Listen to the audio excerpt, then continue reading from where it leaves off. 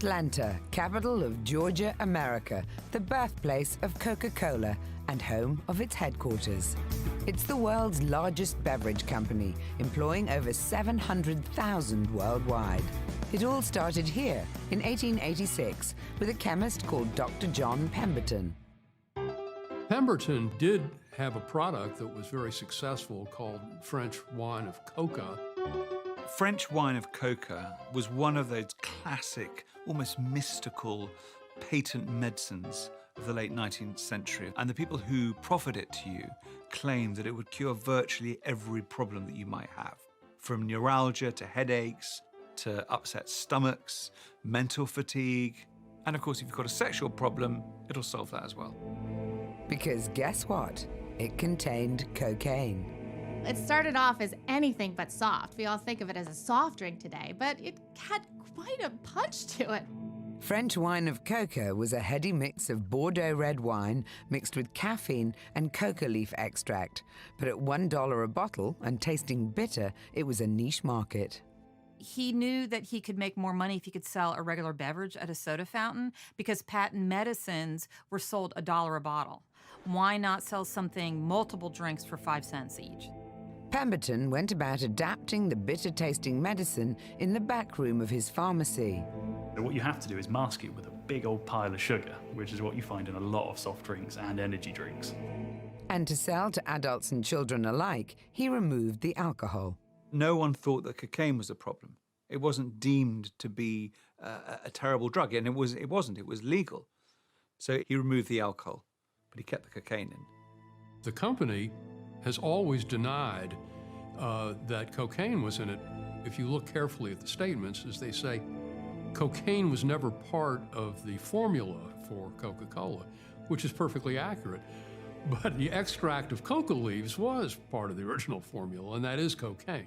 The formula was complete. All it needed now was a name.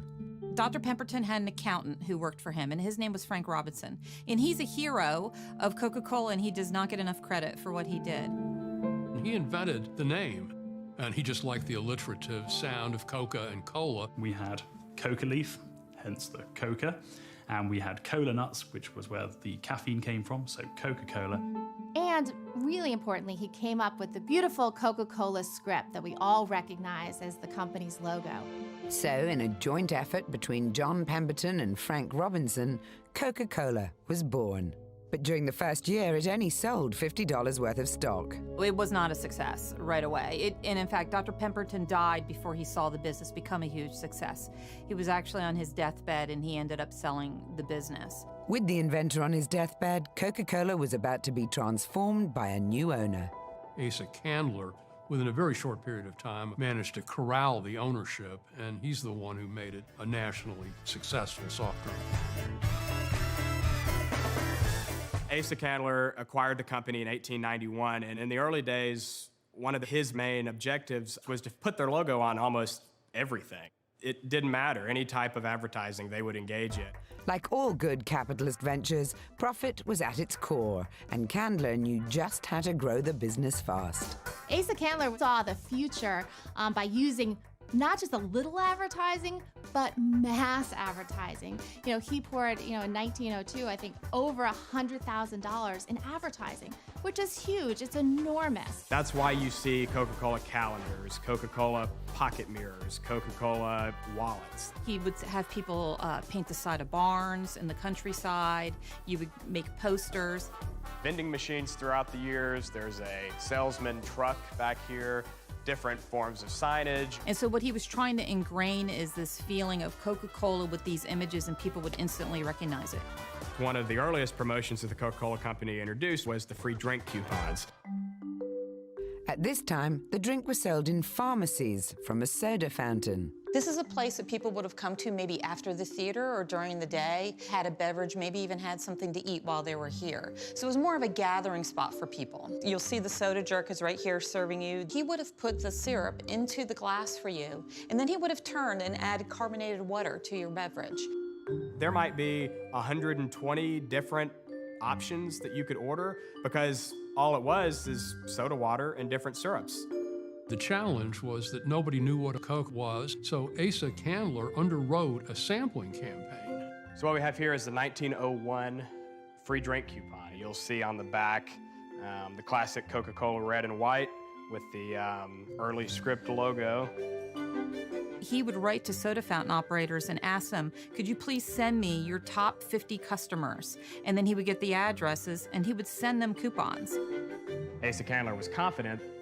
He drank it one time and knew, wow, this is so good, I'm gonna buy the whole company. And he knew too, if I can get people to try it one time, even if it's for free, they'll be customers for life. Well, the family lore is that Asa Candler would howl with anguish at the amount of Coca-Cola that he was giving away for free. He was a tight-fisted fellow. But it paid off.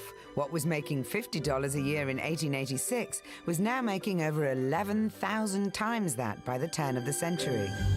The business really prospered, and by the end of the 1890s, they were selling 250,000 gallons of syrup a year. It was a capitalist's dream, but a scandal was emerging that could bring the entire company crashing down. In the late part of the 19th century, cocaine was seen as a revolutionary drug. Everybody was crazy about it. They thought it was going to be terrific. But quickly, at the turn of the century, things really started going against cocaine. There were cocaine scares around the country, and that became a big problem for the company. In 1903, the New York Tribune ran an expose that linked cocaine to crime all over America. People were worried that it was addictive and that it could actually turn you into a criminal. Eventually, having any cocaine in the product that was active like that was too much of a negative. The Pure Food and Drug Administration came along and said, any semblance, any sign of this strain of cocaine, you're gonna have to remove.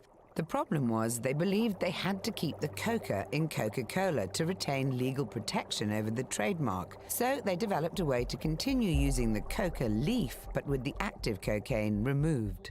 Over the years, they refined a process for exhausting coca leaves. Percolate it, drain it, nuke it, pasteurize it. I often thought it would be not only impossible for cocaine to survive that process, but for anything to survive it.